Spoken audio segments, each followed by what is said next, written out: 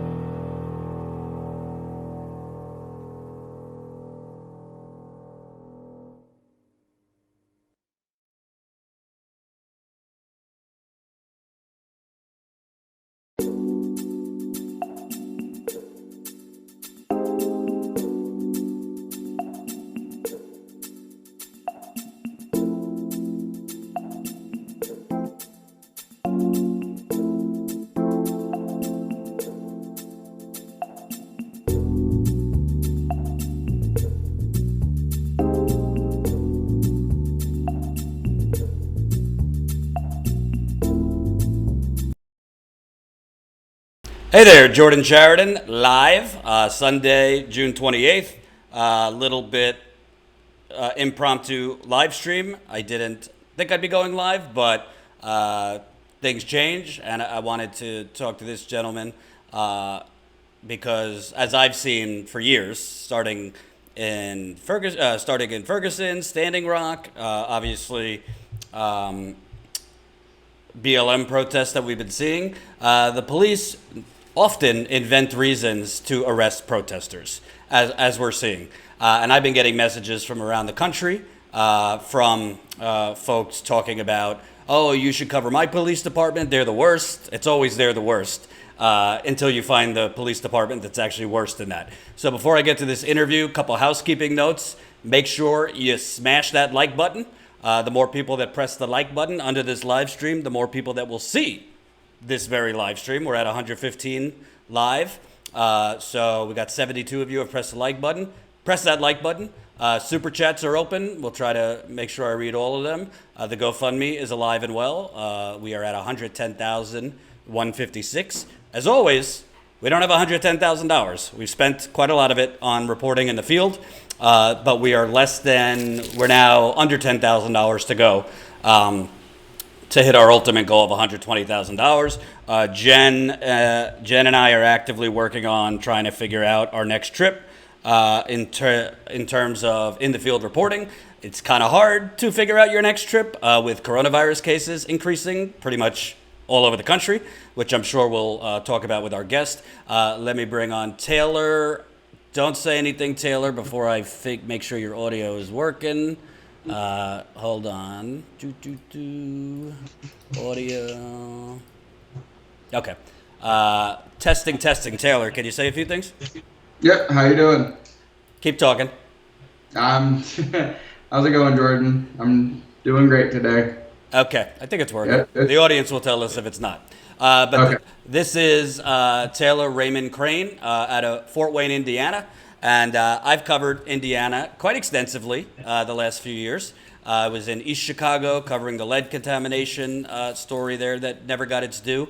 Obviously, I went to South Bend to cover Mayor Pete Buttigieg last year, who now I see is doing, Jen just sent me, Hillary Clinton and Pete Buttigieg are doing a joint fundraiser.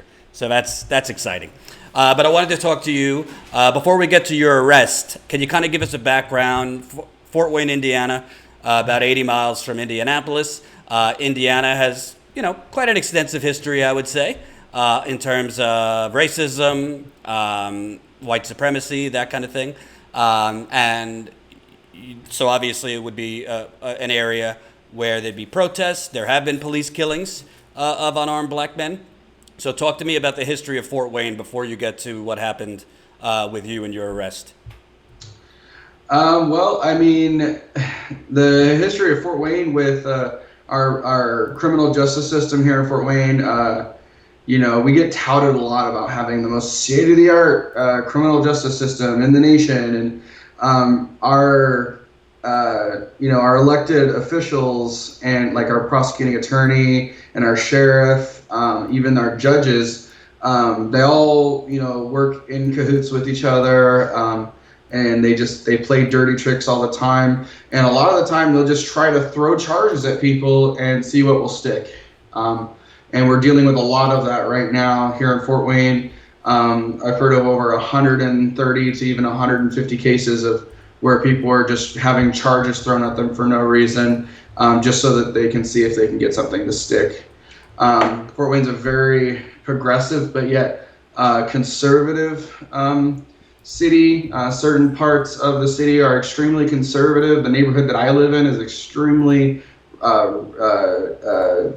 racist and conservative. And then you have your very liberal parts of town that are, in my opinion, not represented by true progressives here in Fort Wayne. And they kind of just now are starting to getting around and speaking for the people when it comes to the way that the Fort Wayne Police Department treats their constituents.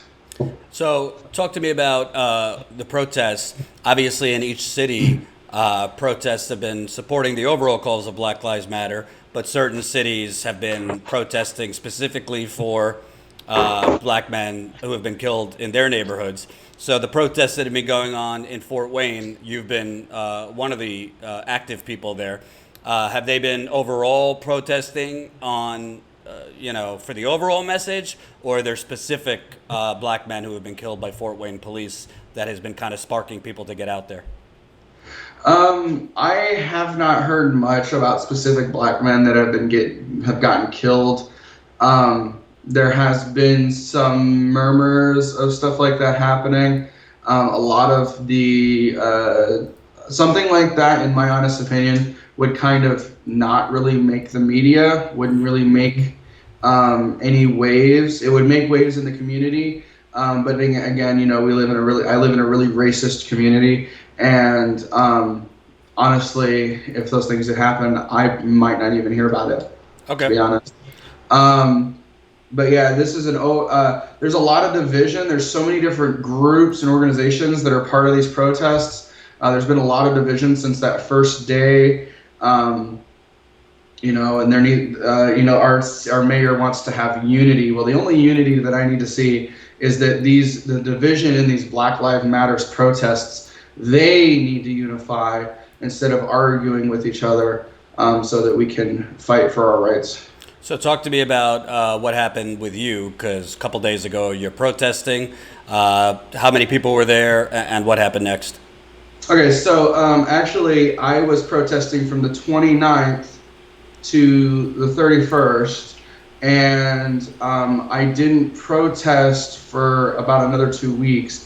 I was arrested on Friday, but I'll go back. So the day that they arrested me for, under the probable cause affidavit that I've looked at, is for the 29th, which ironically happens to also be the one day that I did not record my every move that day, because I was live streaming almost every day other than that day on Facebook. So, on the 29th, I'm on the courthouse lawn. I'm actually trying to pass a battery back up to one of our mainstream media people because their phone is dying, because I wanted it to be, televised. I wanted people to be able to see it. So I said, okay, I've got this massive 2200 milliamp battery. I'm going to take it to Tom Powell. I'm going to give it to him so he can stream this. And as I'm handing him the battery, I get tear gas launched all around me. You can't escape it. It's being launched in front of me, beside of me, on both sides. It got launched behind me. You can't escape it. And I eventually did get to escape it. I literally felt like I was going to die. I've been tear gassed before, and I have never gotten tear gassed that bad ever in my life. And fortunately, I recovered. After that, I kind of stayed in a public parking lot at what's called our Citizen Square building, which is where the mayor's office is. And again, I was tear gassed with tear gas canisters. That it was just they were like 20 feet away from me, and the wind just drifted it right towards me and members of the media. And so that these protests went from the Allen County Courthouse, which is right in the middle of downtown Fort Wayne, and they moved from there to the Martin Luther King Jr. Bridge, which is down Clinton Street, just north of the Allen County Courthouse. And they also marched from the courthouse to the Martin Luther King Jr. Bridge, down 4th Street, down, and then they just did a whole circle, roughly about a 10 block radius of a circle around there. Police came out on the 29th, that Friday. They gave no warning. They didn't send any standard uniform officers to come out there and say, hey, you guys need to stop this. And they just straight up came out in riot gear, didn't ask any questions, started pepper spraying people as they were trying to push people off the sidewalks, which is public land. And then they started launching tear gas canisters, which, as you may know, one of my friends, Balin, got hit in the eye and lost his eye that Saturday, the next day, Daisy, get down. Ooh, cute puppy. Yeah. Actually, tell the audience about that. They might not know. About Balin. Who lost their eye? Balin Brake actually got hit with a tear gas canister. I met him. I met his mom and him over Facebook, and he was. They're trying to say that he was throwing stuff, that he was picking up a canister and throwing it. But I have several witnesses that are stating that he was not throwing it. He was running away, and he was turning around to see what was going on behind him, and a canister hit him in the eye, and the doctor was not able to keep it. So he's lost his eye, and we are ready to support Balin if he decides to sue for that loss of his. Mm-hmm. But yeah, he lost his eye. The city of Fort Wayne, the mayor, on Saturday morning, the mayor and the chief of police, Chief Reed, so Mayor Tom Henry, Police Chief Steve Reed, and Allen County Sheriff Gladio had a press conference where they tried to say that, a bunch of these protesters were from out of state, that they're just trying to cause problem, the whole Antifa, narrative. Mm-hmm. And all the arrests, if you go through the lists of arrests, there was only a small handful of people who were not from Fort Wayne. If they weren't from Fort Wayne, they were from smaller cities that are within literally 50 miles of Fort Wayne. And in the very small few, I think it's like 3 or 4 that aren't within that 50-mile radius, they have ties to Fort Wayne. They either lived in Fort Wayne, they're going to school here, or something like that. So that whole narrative that false narrative they're trying to push of, these outside people are coming here and trying to cause a problem. No, these are the voters. These are the people out here saying that Black Lives Matter and that all lives can't matter until Black Lives Matter. Mm-hmm. And when you were arrested, were they arresting other people, or did they kind of target you? Because what I've seen is you seem like somebody who, I don't know, I don't know if you organized the protest, but a leader that distributes information, people follow. So in my experience, a lot of times police will identify certain leaders of different protest movements and try to take them out, arresting them, things like that. Yeah, so on Thursday, real quick, sorry. Folks, remember, press that like button. We got 300 people watching, 179 likes. Keep pressing the thumbs up right under the live stream to get this to more people. Go on.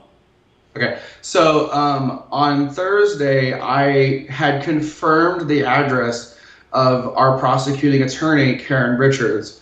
That morning, after I had confirmed that was her official address, I started a Facebook event. I'm a very active, member of the community. I helped lead the charge for the Bernie Sanders campaign here in Fort Wayne. So I've got a lot of people behind me, a lot of people who look, at me for, what's next, Taylor. So, within just even a couple of hours, there was at least 100, maybe 200 people who were planning on protesting in front of our house. Ironically, not even just a few hours after I had posted that Facebook event for that protest, a warrant was issued for my arrest. And then the next morning, Friday morning, after the ACLU lawsuit that I'm a part of was filed, I get arrested at work. I asked the employees to take my phone and my watch, and the police handed them my phone and my watch. I gave my PIN code to the employee and told them to hold on to that stuff. And then after they put me in the car, the police told my employees that I wanted my phone and my watch. So I have this straight. You weren't arrested at the protest. They came after the fact, after you had been a co-signer of a lawsuit? Yeah. So explain to me what the lawsuit was and who else was on it. So the lawsuit is with the ACLU. They are the ones representing me. They are representing also Kendall Diamond and Matt Kramer. I do have word that several of my friends, which I won't disclose their names just yet, but several of my friends that that I know that they fit within the narrative of this lawsuit are also going to be joining. So this lawsuit is for violating our First and Fourth Amendment rights under the United States Constitution. As I said earlier, I was on the courthouse lawn when I got tear gassed. I didn't mention that I also got hit with a rubber bullet on Saturday while I was also on public land at what's called Fryman Square, which is a park that's just catty corner from the courthouse. And then I also had a concussion grenade used against me while on the sidewalk. So this lawsuit is against the city of Fort Wayne, and it's against the Allen County Sheriff. I've got the paperwork right here. We filed that. Ken Folk, my attorney with the ACLU, he filed that Friday morning, very early in the morning, like 7:40 something. And then at around 11:30, police showed up at my place of work and arrested me in front of customers and everything. So. And when was the protest that they were citing your arrest for? The 29th, that first day of the protest. So I'm just trying to get the sequence. You filed how much earlier, how many days before the lawsuit was filed was the protest in question that they were arresting you for allegedly obstructing, blah, blah, blah? I'm sorry. Basically, they arrested you on that day that the lawsuit was filed. The arrest was in reference to certain days. A day that was protesting. Like 3 weeks. Right, that's what I'm getting at. So they're arresting you 3 weeks later on the day that you file a lawsuit. So obviously they're arresting you as retaliation for your lawsuit. Yeah. Wow. I was targeted. That's not even subtle. I mean, that's just a couple hours after you file a lawsuit. Okay, so they arrest you in front of your employees. What do you do, if you don't mind me asking? I told my employees, take my phone, take my Apple Watch, here's my PIN number, call Ken Folk with the ACLU, contact my friend Jane Young with the United Activists here in Fort Wayne, and they did just that. They took me to jail. As soon as I was able to start making phone calls, I started making phone calls. And roughly at about 9 o'clock, about 8:45 yesterday afternoon, my minister posted my bail, and I was released, and I go to court tomorrow at 1 p.m. So you spent overnight in jail? Yeah. Gotcha. Yep. And when you were there, anything untoward go on? I mean, everybody has kind of a jailhouse story. Were the cops taunting you? Were they leaving you alone? No, I was treated with respect, fortunately. I think that the COs they're not like your typical Fort Wayne police or your Fort Wayne sheriff. They understand. I seen some signs of empathy, which I was really grateful for. I was very concerned about and it was, in my opinion, negligent, the way that they're handling this outbreak. I seen inmates that were using cots that had not been sanitized by people that had previously used them. People are sleeping on these cots, so they're sneezing, coughing, and sweating all over these cots, and they're not being sanitized. So there's that, and then there's also the fact that if you're in holding like I was, they don't let you take a shower unless you've been there for more than like 4 days.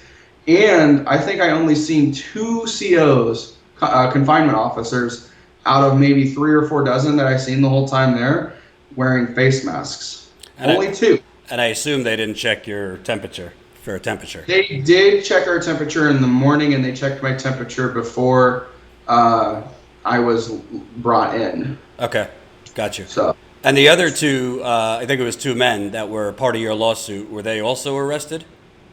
No, but they are. I have received word from Carly Van Cleve, the reporter that I do a lot of work with, that she has talked to them, and that they are fearful that they may even be arrested. Okay. And I don't know, have you had any correspondence with the Fort Wayne mayor, sheriff, if there is one? Because this seems like a pretty cut and dry retaliation against a I protester. actually will. I will be making a public statement tomorrow afternoon. I am sending out a press release here in a little bit, letting them know that I will be making a public statement at 5 p.m. tomorrow on the courthouse lawn.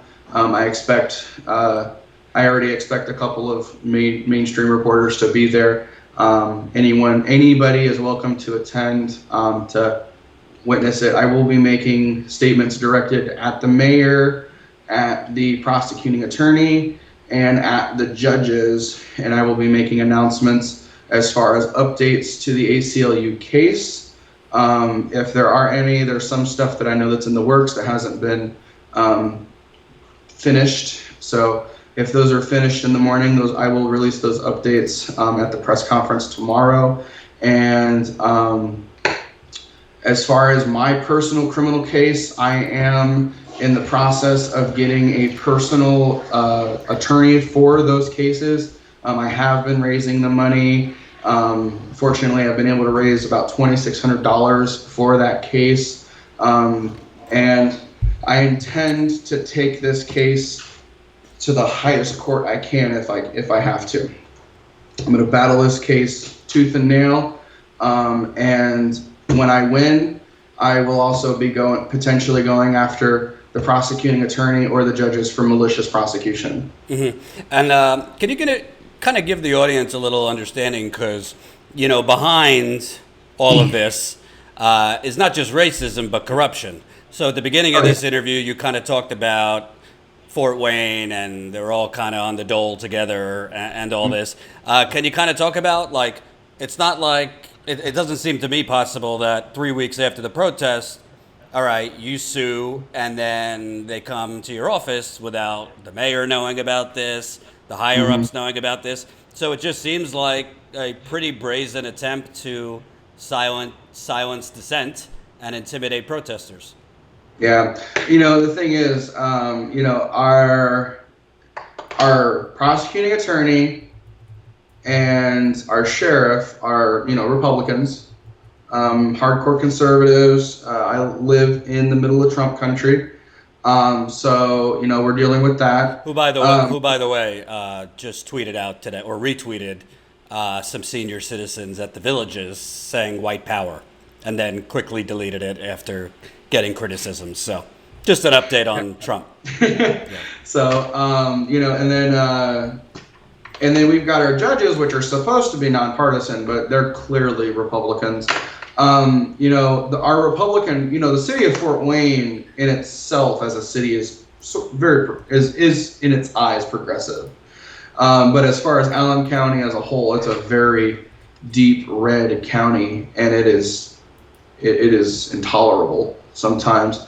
So if you're the prosecuting attorney and you're a Republican, you're the powerhouse of the county, or if you're the sheriff, and they all work together. They're all buddy, and they're gonna have each other's backs. The funny thing is, 4 years ago, I was arrested for shoplifting, and I was ROR'd, released on my own recognizance in like 3 or 4 hours.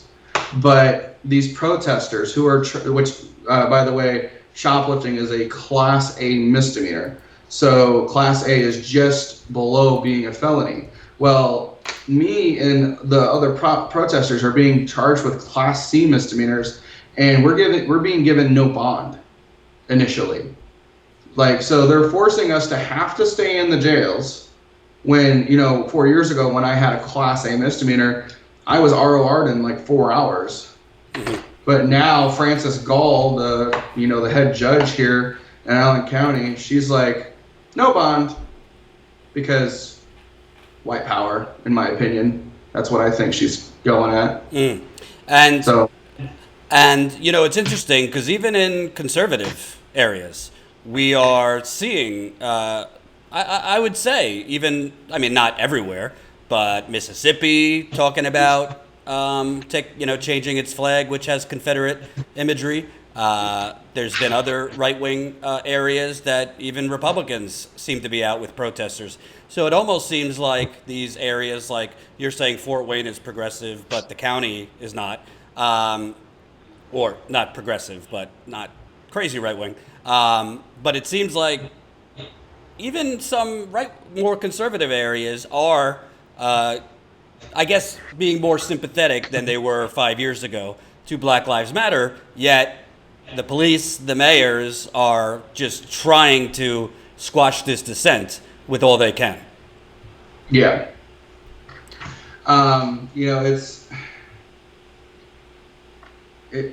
It's mind-boggling to me. It's been I've been trying to get my head around it. I just know that I'm going to do everything that I can. I'm going to use my white privilege to talk for the people who can't speak, and I'm going to do everything in my power to dismantle this corrupt power structure that's here in Allen County. Mm-hmm. And obviously, this doesn't have a lot to do with your case, but nationally, people want Trump out. They seem not to care whether it's a comatose Biden as the one to go in there. But I think there's a lot of fear in the progressive movement that, yeah, we want Trump out, but if Biden gets in there, everybody will go back to sleep. Do you see these protest movements? Do you see them continuing at this intensity under a potential Biden administration?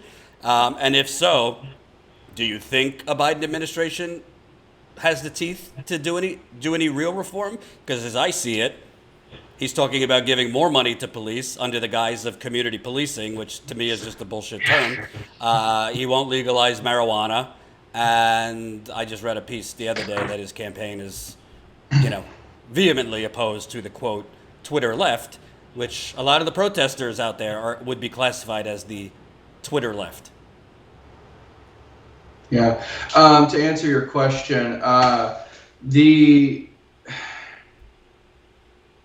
on, my brain just escaped me. What was the initial question again? Do you have any hope if it's President Biden? Do you have any fears? Yeah, no. To be honest, I do not. I don't see his administration doing anything, productive in these matters. We need existential change, something that Bernie Sanders would have done as both the Democratic nominee and as president of the United States. I don't believe that Biden empowers the true progressives in this nation. So he doesn't have the ability to make any movements. When Barack Obama was elected, he had this coalition, and then he did nothing for 2 years. And then I can't remember if it was the House or the Senate that he lost 2 years later. I think it was the House. Yeah. And then he pushes through his Affordable Care Act, and then it just gets gutted. Barack Obama at least had progressives pushing for him because he, made himself out to be this progressive candidate. Granted, he wasn't really in the long run when we found out. And, we know that Biden's not a progressive. He's a centrist Dem that just wants things to go back to the way they were. Well, back to the way they were is not moving forward, and that's what we want. We want to move forward. Right. Any last words for the audience, what they should be doing in their community, and anything about your situation? I'm telling everybody, if you get charged with something, fight it. Don't get a plea, fight it. Look for finances, raise money, find an organization who's willing to help with your charges. And as far as myself, I'm fighting charges right now. I am raising money. If people want to go to my Facebook page, it is public. Anyone can go to it. I do have a Facebook fundraiser on there. They can donate money. I will take this case as far as it needs to go, and I will battle it tooth and nail. And I will speak for those who cannot speak. I just dropped your Facebook page in our chat, so people can take a look at there. Thank you, Taylor. Appreciate it. Keep me in the loop about this case, the charges, and we'll stay in touch. Awesome. Thank you. Thanks, man. Yep. Bye.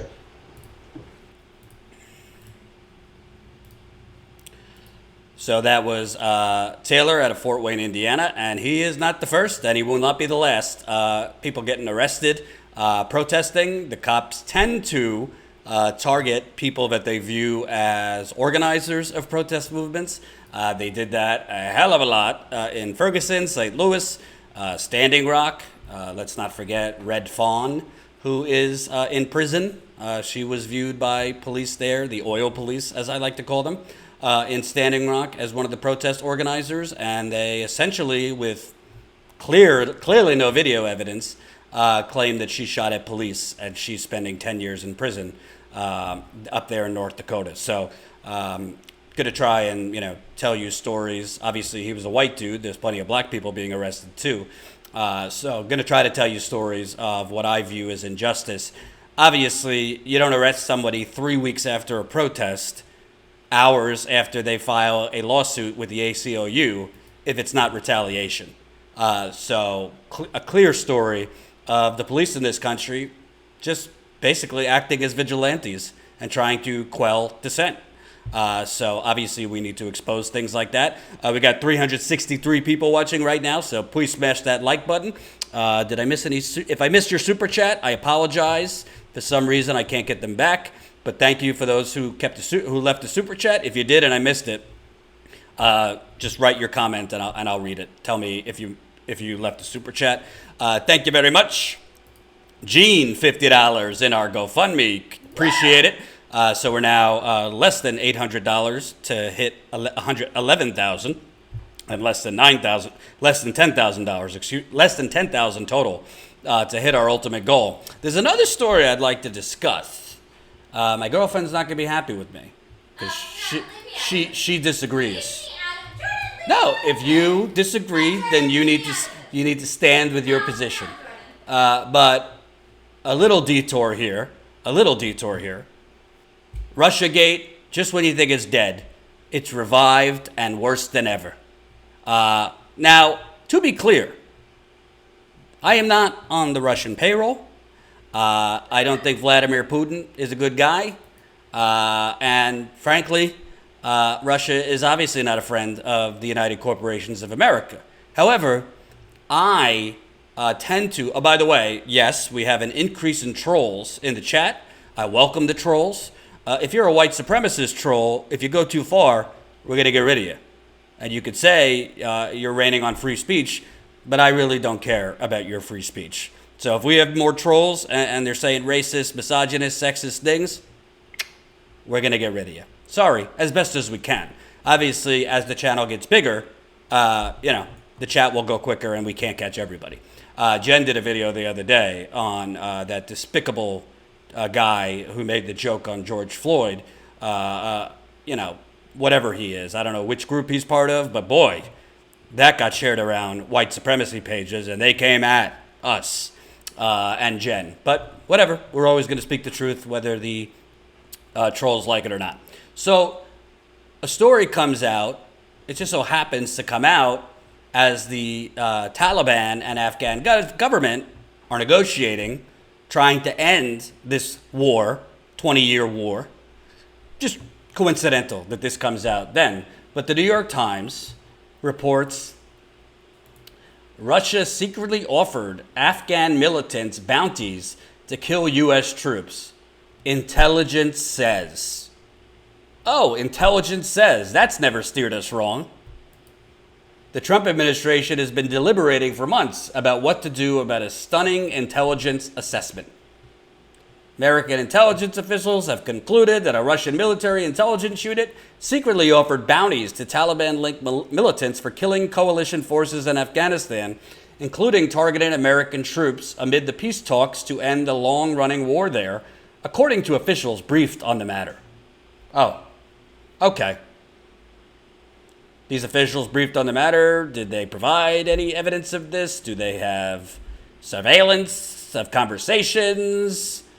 What is the evidence of this? Or is the evidence according to intelligence officials?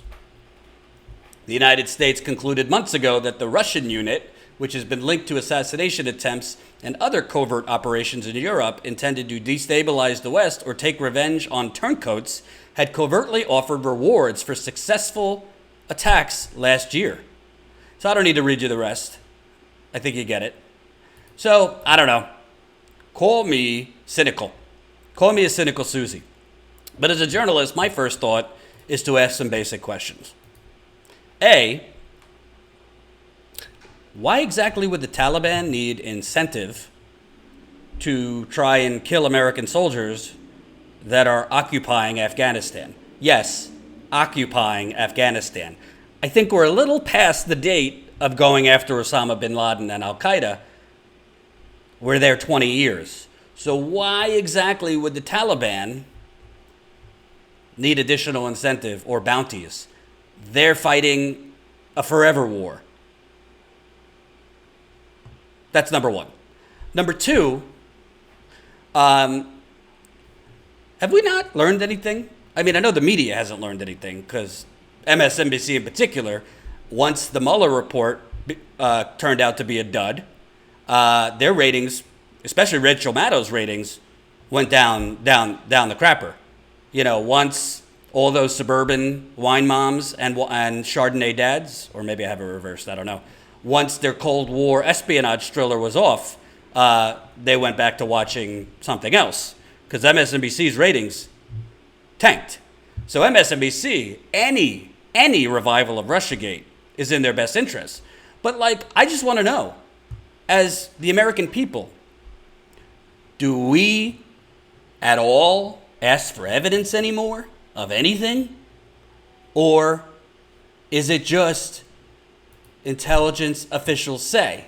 And by the way, then after this New York Times piece, the Washington Post, Fox News, and Wall Street Journal rushed to say, oh, we've confirmed this story. You've confirmed what? The same anonymous spooks leaking this?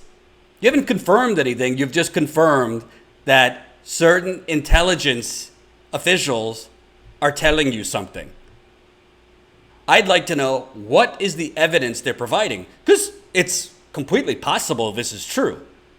Just like it was completely possible that Russia hacked the DNC. But if you haven't paid attention, hold on. CrowdStrike says no conclusive evidence, DNC hack. You know, the Cold War thriller. Clear. Hold on.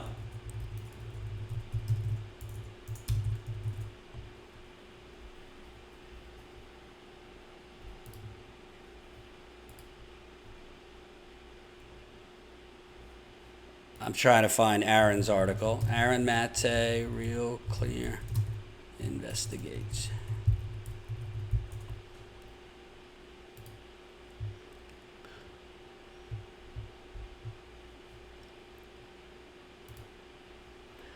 Aaron Mate, who's been attacked for years, this is from just a little over a month ago.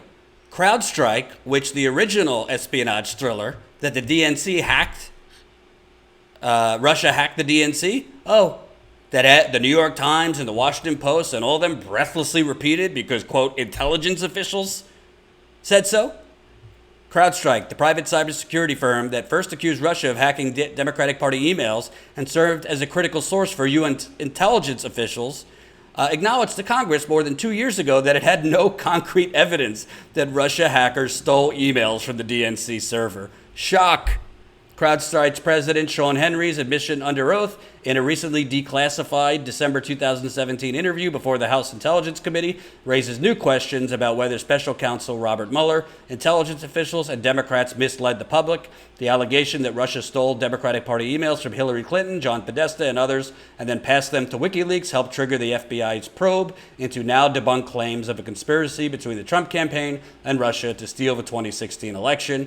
The CrowdStrike admissions were released just 2 months after the Justice Department retreated from its other central claims.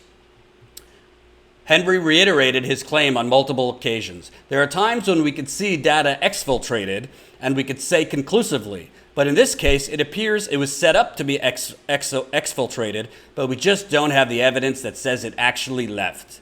This is the CrowdStrike CEO under oath. There's not evidence that they were actually exfiltrated. There's circumstantial evidence, but no evidence that they were actually exfiltrated. If this is all a surprise to you, it's because Rachel Maddow didn't cover it. And the corporate media that's been breathlessly regurgitating this bullshit for 4.5 years didn't cover it.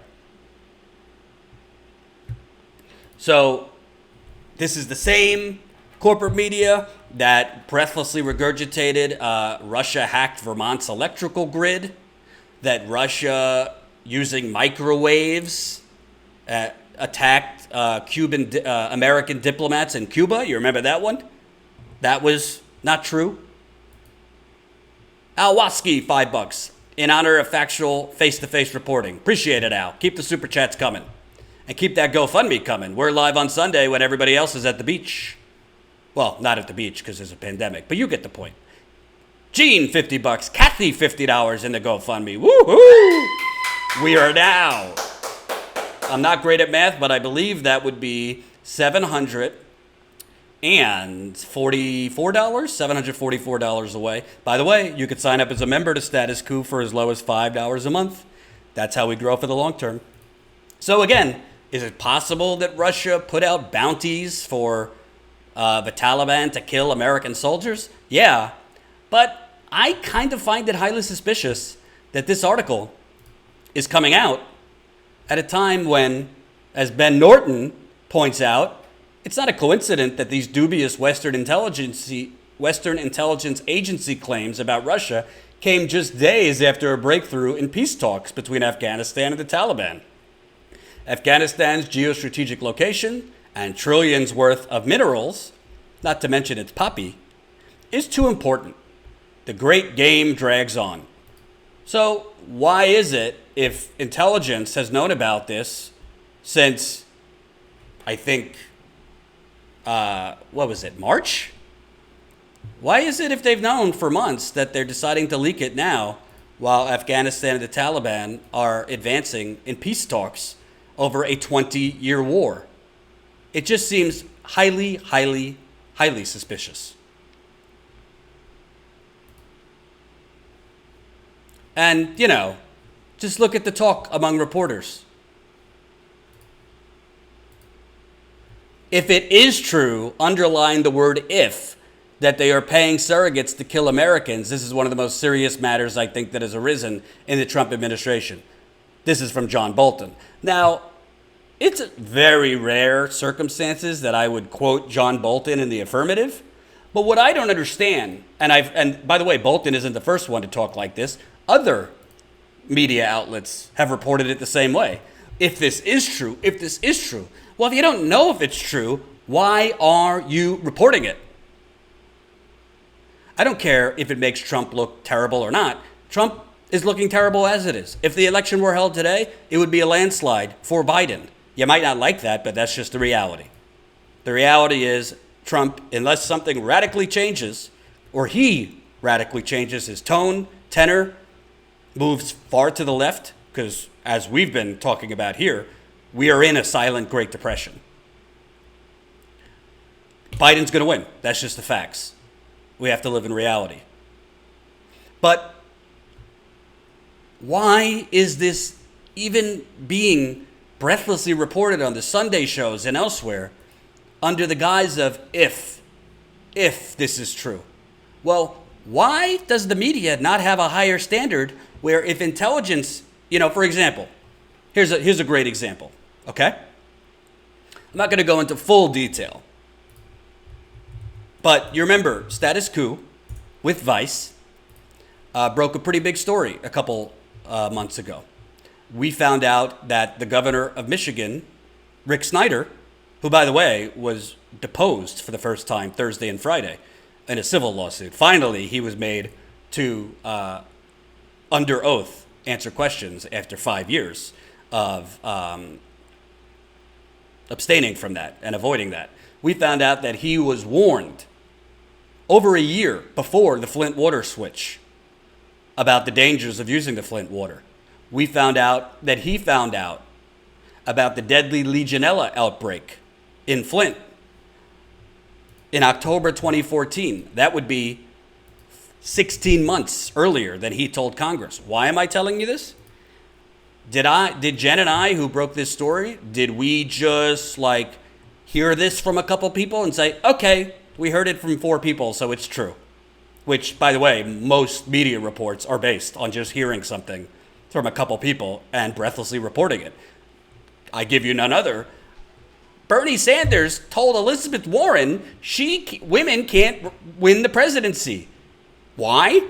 Because 3 or 4 people close to Elizabeth Warren say so.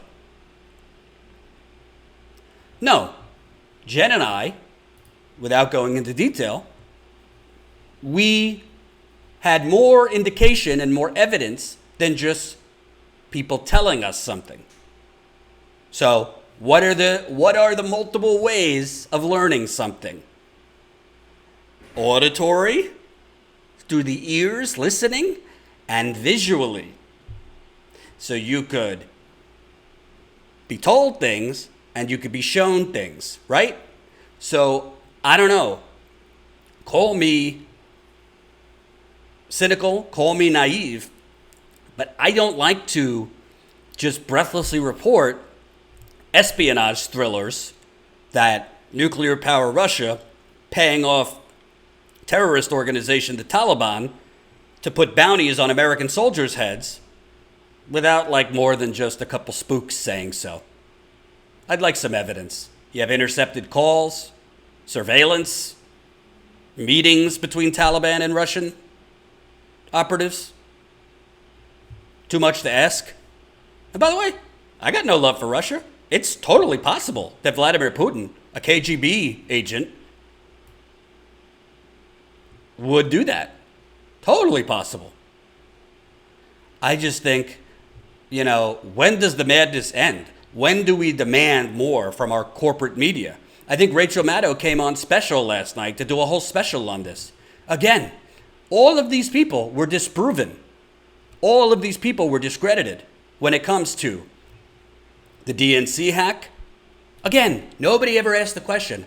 If you really believe, if you're the Democratic National Committee and you really truly believe that you've been hacked by a foreign power, does anyone think that they would not demand that the FBI come in and look at their servers?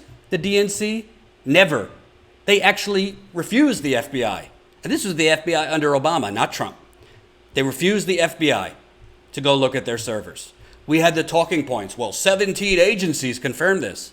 Yeah, counting like the Coast Guard, all these agencies that have nothing to do with direct intelligence. And the reason that I think this is important to bring up, and by the way, we got 420 people watching right now, so smoke your pipe, is this is setting up a what they're doing right now, whether intentionally or not, is setting up another mass distraction to paper over the real gate in America. You want to know what the real gate in America is? This. The great bank robbery of 2020, where Donald Trump and Mitch McConnell robbed the Treasury, robbed you blind, and Nancy Pelosi drove the getaway car with Biden silent in the passenger seat. I don't know if Biden was awake or not. That is the true story of what's going on right now. For example, Jen and I have been trying, to be honest with you, it's been hard. We haven't gotten that many submissions, which I'm a little surprised about. But we've been trying to get submissions for a road trip to drive around and interview people about the COVID depression, people's economic pain, the economic struggles and disasters people are going through. So if you have a story and you live on the East Coast, the Midwest, the Southeast, email us, info@statusquo.com. But we're getting story after story, people calling their unemployment office every single day. A month straight, they still don't have unemployment. We're hearing people still haven't gotten their $1,200 check. We're hearing people having to take out of their 401ks early under the guise of buying a house just to pay their bills. And by the way, in less than a month, The unemployment provision that a lot of people haven't even gotten yet that are owed it, gone. It runs out at the end of July. You think you're getting another $1,200 check?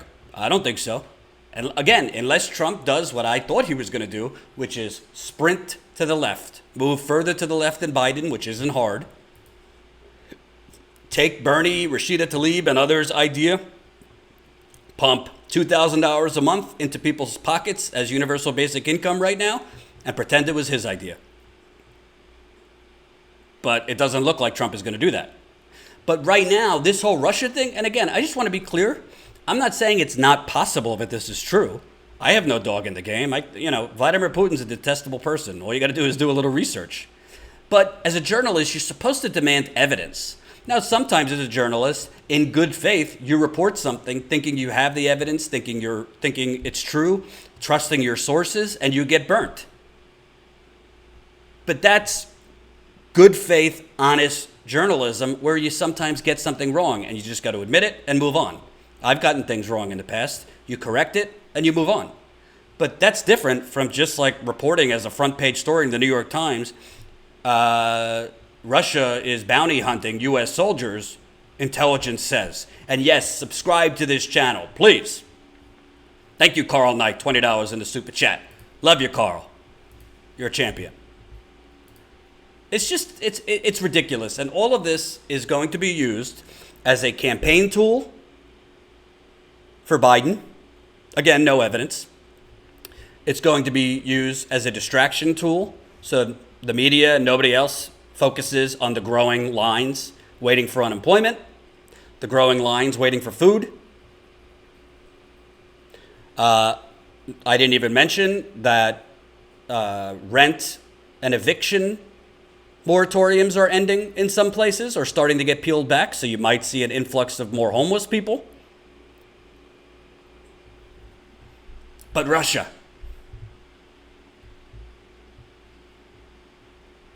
Vladimir Putin isn't the one that robbed the bank. Trump, McConnell, Pelosi. And yes, Pelosi, because again, Republicans cannot get away with this extreme shit without Democrats opening the bank vault for them and driving the getaway car.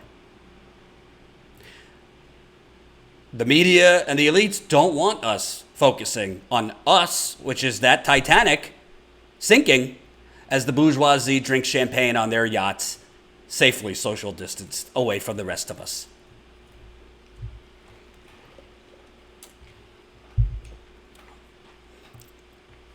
And you want to know something? Why this really frustrates me the most? Because we've been down this road already.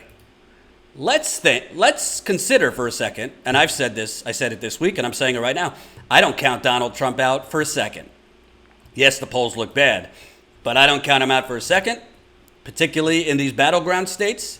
I think he will continue going out and doing rallies, even as COVID increases. Biden, as we get closer, August, September, October, I mean, he's got to do more than he's doing now. Yes, the basement strategy has worked, but if Trump is visible to the American people and Biden's not, that's not going to work for Biden. There's 3 debates, so Trump is not out completely. But the thing that troubles me the most about this is if a turnaround happens and Trump wins, there's going to be zero reflection. The media, the Democratic Party, the donor class, the think tanks, none of them. It's going to be another mass distraction. Russia stole it again for Donald Trump. Not how did we lose to an orange orangutan, white supremacist, used car reality salesman? Twice. Maybe it's time to look at whether the Democratic Party, as constituted for the last 40 years, needs a complete overhaul. Nope, it'll be Russiagate for another 4 years. And I can't deal with that. I'd rather go to Canada, frankly. You want to go to Canada, darling? Work on your citizenship. By the way, if anybody here in the audience lives in northern New Jersey, I'd like to hear from you if you enjoy living there. I'd like to hear from you if you enjoy living there. We are discussing a possible move. What the You want to come on and talk to the audience? No, leave me alone. Excuse me. John Caitlin, we lose no matter who wins the election. The mafia control gangsters. I mean, it's just unbelievable. And let's see what Aaron Mate has to say about this. Obviously, he won an award for his Russiagate coverage. He has been a sole voice of reason, I view. Russiagate has successfully duped liberals to transmute their justified opposition to Trump into militarism first Russia. This latest Afghanistan story is thinly sourced and doesn't make sense. Does the Taliban need an incentive to kill Americans? They've been fighting for 19 years. That's what I said. Perhaps it's true. Anything is always possible. But it's incredible that 4 years of debunked or failed Russiagate innuendo still hasn't fostered widespread skepticism of the latest Trump-Russia, quote, bombshell, an achievement of U.S. propaganda system. So, see how easy we go from Russia hacked our election to Russia did. It's just unbelievable. This is Max Blumenthal. If the New York Times story is somehow true, and it's hard to see why the Taliban needs an outside encouragement to fight an occupying army, the bounties could be seen as retaliation for the U.S. strategy against Russia and Syria, as described here by former CIA Director Michael Morrell. Let's take a look. I'd give them the things that they need to both go after the Assad government, but also to have the Iranians and the Russians pay a little price, right? When we were in Iraq, the Iranians were giving weapons to the Shia militia who were killing American soldiers, right? The Iranians were making us pay a price. We need to make the Iranians pay a price in Syria. We need to make the Russians pay a price. The other thing I would do... We make them pay the price by killing Russians? Yes. And killing Iranians? Yes. Covertly. So you don't tell the world about it, right? You don't stand up at the Pentagon and say, we did this, right? But you make sure they know it in Moscow and Tehran. Here's the other thing I want to do. I want to go after those things. Well, can't say it any more plainly than that. And again, why is this all coming out as the Taliban and Afghanistan government are holding peace talks? It's very suspicious. Very suspicious, if you ask me. Thank you, Anonymous, $5 in the GoFundMe. Gabriel, $15 in the GoFundMe. We're now, what is that? $724. $724 away from 111,000. Keep it coming if you can. We really appreciate every donation. Makes a big, big difference. So, I'm sure this will continue to dominate cable news coverage. I'm sure New York Times, Washington Post, we're going to see, follow-ups in this story. But all I have to say is, if all these bombshells are coming from, in U.S. intelligence, as we've seen over the last 20 years, U.S. intelligence has been dramatically weaponized and politicized. And I don't trust U.S. intelligence as a body of faith. I don't trust it when Republicans put it out, and I don't trust it when Democrats put it out. I give you the Gulf of Tonkin. I give you the Iraq War. I give you the CIA drone program they lied about. I give you the NSA surveillance program they lied about. Russiagate. And now this.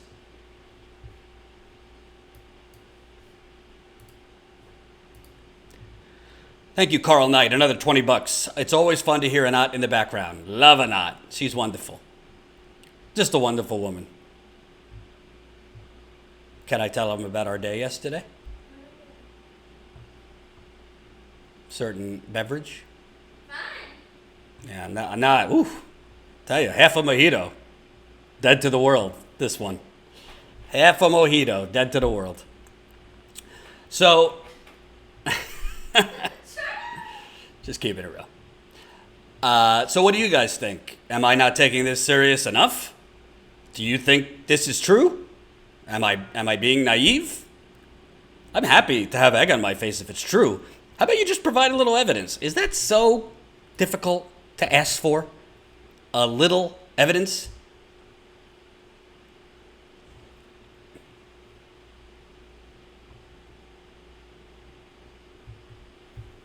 And can I ask you, how long do they want to be in Afghanistan for? 30 years? 50 years? I mean, we still have troops in Vietnam. We still have troops in Germany, Japan. I mean, it's unbelievable.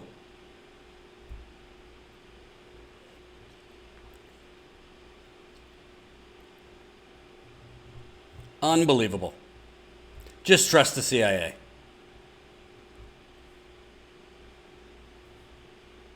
And as Ben Norton pointed out, Afghanistan is a treasure trove of minerals, opium.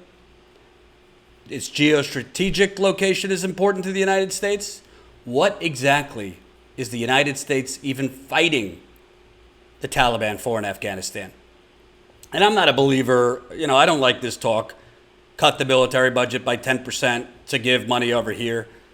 You could cut the military budget by 50, 60%. But in modern monetary theory, we have the money to pay for all of these things. So I don't think the reason we should get out of these countries is so we have money domestically, because we already have the money domestically. But we just choose not to spend the money domestically because this isn't a country, it's the United Corporations of America. I'll show you the flag. Wider screen. But it is insane that in the year 2020, you hear Biden talking about taking the troops out of Afghanistan? Don't think Biden wouldn't plop those troops back into Syria. I would like to hear what Tammy Duckworth said. Oh, you want to hear what Tammy Duckworth says? She's being vetted for vice president. Former veteran. A veteran. Got her legs cut off. Blown off. I could deal with Tammy Duckworth as vice president.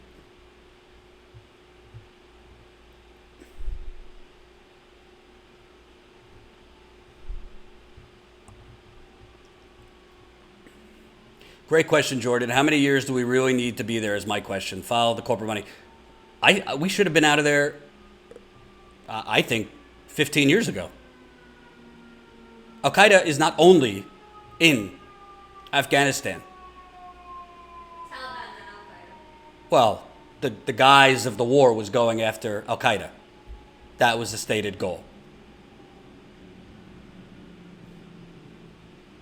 So we'll see what happens. But all I got to tell you is this story is only going to continue, and it's going to evolve into other anonymous leaks from U.S. intelligence. And by the way, the other element here is Trump and Pence say they were not briefed on this. Trump and Pence say they were not briefed on this. So there's only one possibility. Either they weren't briefed on this, which if that were the case,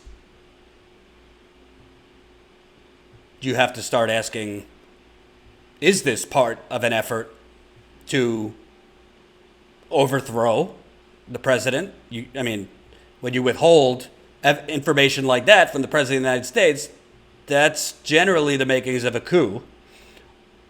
Also, I don't think it would be possible for them to successfully lie about not being briefed. There would be enough whistleblowers or leaks that they are aware of this. You'd know about meetings, reports, this and that. So it's possible they were briefed, but it's also possible in U.S. intelligence. A lot of times, partially vetted things are leaked as fact.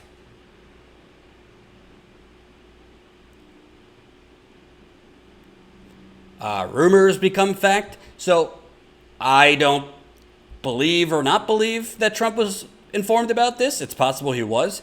But even if they were informed about this, where is the actual evidence of these bounties? That's what I would like to know.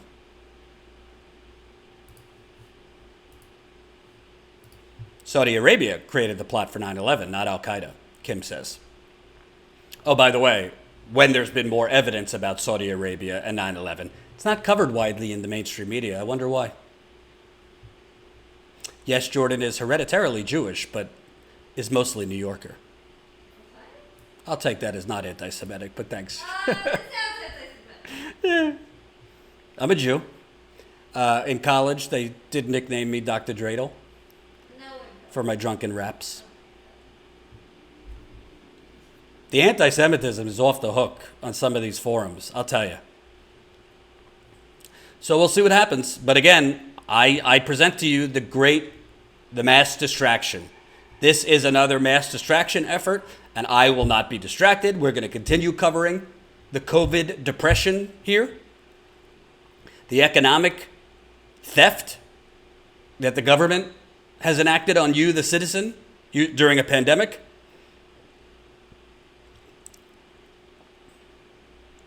Joe Biden's empty vessel of a campaign returned to yesteryear where corruption's behind closed doors instead of out front. Yes, we'll cover Trump. Racist retweeted a white power tweet this morning. It's just disgusting. But be clear, removing Trump from office is not going to be a magic panacea to your economic pain, to income inequality. This is not changing under Joe Biden. It's just going to continue upward. And that right there is the 40-year theft of our money, of our futures. All that income going to the top in the red.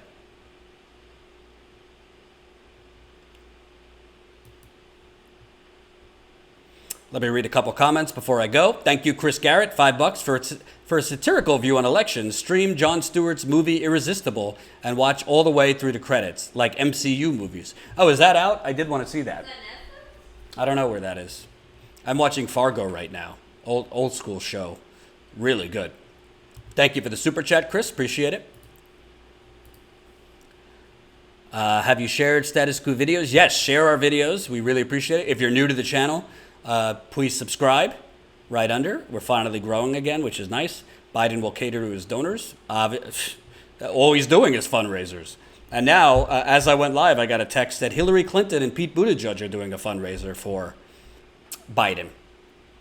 Franz, honest question. Could this be partly due to increased immigration of the working class? Can what be partially due to increased immigration of the working class? Jordan, which administration would you feel safer protesting under? I don't feel safe protesting under either administration. Standing Rock happened under Obama. Did you feel safe at Standing Rock if you were there? So I think there's a misnomer that under a Democratic presidency that the police are less brutal and that they attack journalists less. No. I wouldn't feel safe under a Biden administration or a Trump administration. The next worst thing that could happen to this country right now, besides Trump winning 4 more years, is having Biden be president with Hillary Clinton or Kamala Harris as his vice president. I don't know. I really don't think it's going to be Kamala Harris. I think that's too obvious of a choice. I don't think she's generally that charismatic. I don't think she really moves the needle at all in terms of votes. Maybe among black women, but he's got black women either way. Wow, I remember you when you had like 100 subs. Thank you, Anonymous, sticking with us. Rich, $10. Pick your poison. Quick death equals Trump or slow death equals Biden. Either way, we're screwed. My yard sign reads, any functioning non-corporatist 2020. March on. Please, send me that yard sign. I'd like to purchase it. I don't have a yard, but... have a yard. Yeah. Thanks for the super chat. Yeah, Anonymous Central, that was about like 3 years ago now. Yeah, we started Status Quo about 2 years ago, but close enough. It'll be Hillary or Bloomberg. Yo, if it's Hillary or Bloomberg, It's gonna be a woman. forget it. Oh, God. Am I missing anything on Twitter?